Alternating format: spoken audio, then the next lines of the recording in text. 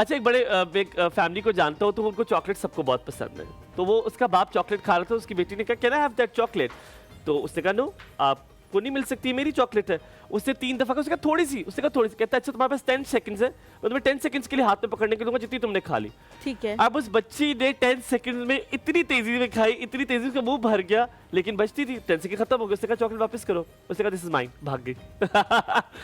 اب وجہ کیا ہے, مقصد کیا ہے بتانے کا؟ ہاں ہمارے پاس جو چیزیں ہوتی ہیں وہ ہماری نہیں ہوتی, وہ اللہ کی طرف سے ہمیں ملتی ہیں. جیسے کہ آپ کی تنخواہ, آپ کے پیسے, یہ اللہ کی طرف سے رزق آپ کو ملا ہے. ٹھیک ہے, آپ مانیے آپ کے پیسے کبھی بھی کم نہیں ہوں گے اور اس میں برکت ہوگی اگر آپ صدقہ دیں گے, چاہے آدھی کھجور کا کیوں نہ ہو.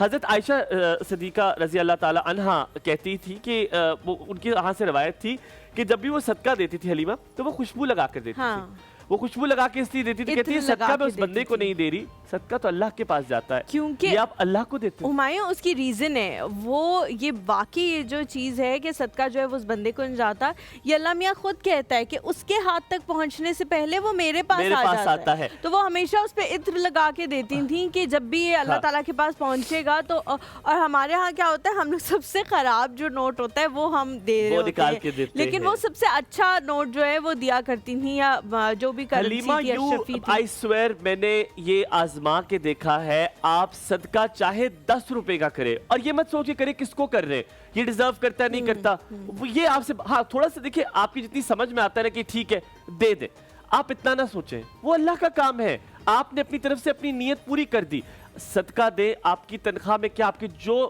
بگڑے کام ہیں وہ سارے بننا شروع ہو جائیں گے. یہ ہمایوں زیب عباسی کا دعویٰ ہے, آپ سے میرا دعویٰ نہیں, یہ خدا کا دعویٰ ہے. خدا نے کہا ہے کہ تیرے پیسے میں, تیرے مال میں کمی نہ ہوگی جب تو اللہ کی راہ میں خرچ کرے گا, بلکہ اس میں برکت پڑے گی.